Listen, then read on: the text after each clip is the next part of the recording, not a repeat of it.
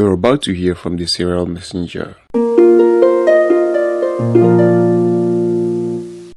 In the last episode, we saw how Amber transformed her life from fear, shame, and disappointment to security and healing, to the point that she was able to achieve her dream goals.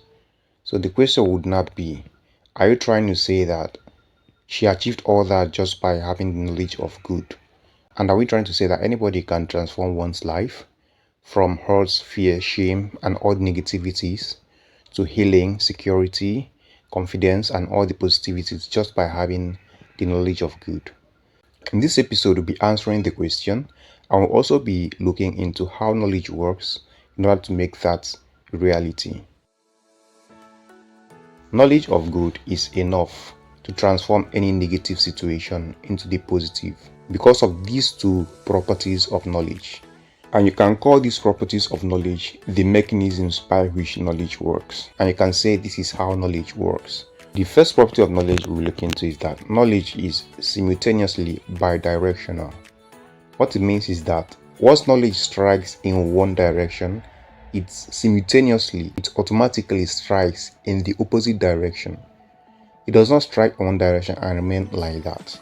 So the Bible says that my people are destroyed because of lack of knowledge. And what it means is that if these people of God have had a knowledge of what it is that is making them suffer, that is destroying them, it would have stopped automatically, because having a knowledge of that automatically unveils the knowledge of the opposite of that. That is what will make them to stop suffering. So a full knowledge will be that they know what makes them suffer, that's one direction, and then they know the opposite direction. What is it about the situation, about the thing that makes them suffer, that could prevent the suffering or make them live in a better situation? That's the full component of knowledge. So knowledge is simultaneously bidirectional. That's one quality of knowledge, and that's one way that knowledge works. Applying it to Amber's situation and to any situation that's causing fear, hurt, or embarrassment, you would see that once you know that this causes me fear, this causes me shame, this brings me hurt, this embarrasses me, the next thing you would want to know is how to reverse this. What is the opposite of this thing that causes me fear? Since you know that this causes you fear, it means that the opposite will bring you security. You know that this hurts you. You know that the opposite will bring you healing. If this gives you insecurity, the opposite will bring you confidence. So that is how knowledge works, and that's one property of knowledge that anyone can use to transform life from fear and hurt to security and healing. And that is exactly what happened with Amber.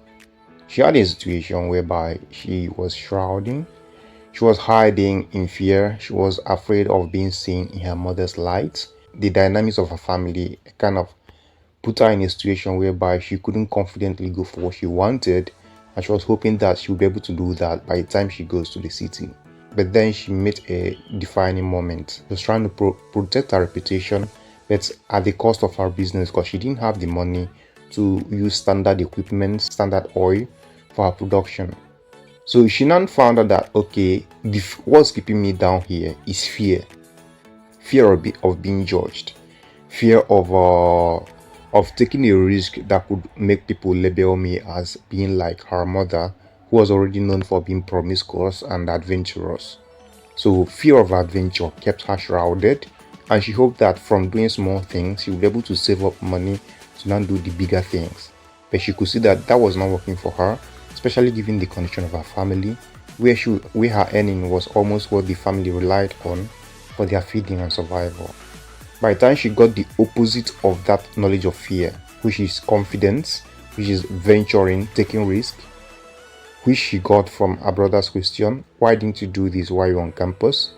She had a deep regret that she had wasted time all this while, and she was so anxious to go to the campus to explore, to dare life, to take risk, to make adventures, and then to build her life the way she would want it to be.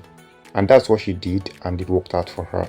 So one property of knowledge, or one way that knowledge works to help us transform life from hurt and fear to security and healing, is that knowledge is simultaneously bidirectional. And the second property of knowledge, or the second way that knowledge works, is that knowledge, a concept, always pushes for expression.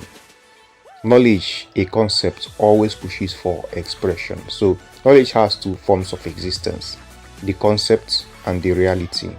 So once you have a knowledge of something, that knowledge immediately starts modifying your thinking in a way that ultimately makes you act on that knowledge. And by acting on that knowledge, you are giving the concept an expression. You are bringing it into reality. That is another way that knowledge works. So at the point that Amber had the knowledge that she could actually go to campus area and they gain exposure, make connections, link up with event planners, and then boost our business. That was knowledge there. And the knowledge immediately start pushing for expression by building in her the anticipation to go to city, imaginations of what life there would be, expectation of what a better life would be for her by the time she goes there and does all she had in mind to do. So that is how knowledge pushes for expression. That is the second way that knowledge works to help us convert life from fear and shame to security and healing. Now, in the Bible, where it says in book of Hosea, where it says that my people suffer for lack of knowledge. Some verses say for lack of understanding. What it means is that if these people had gotten a full component of that knowledge, had even gotten a knowledge of what is making them to suffer, knowledge being simultaneously bidirectional would automatically prompt them to get a knowledge of what would make them to stop suffering. Since this makes me suffer, it means that the opposite of this would make me to be happy. And once they have a conception of what the opposite should be, knowledge being a force that pushes for expression would automatically and ultimately push them to create the concept they already have in their mind, the concept of healing, the concept of not being destroyed. Just as the Bible said that because of the lack of knowledge, that the people are being destroyed. And this applies to every event and to every person, as long as the person is existing in this material world. That's why I usually say at the beginning that this does not have to do with any religious belief or religious practice. It is a way of life, just a way to make life easier and better for everybody. You've heard from the serial messenger. Till next time, go make your move.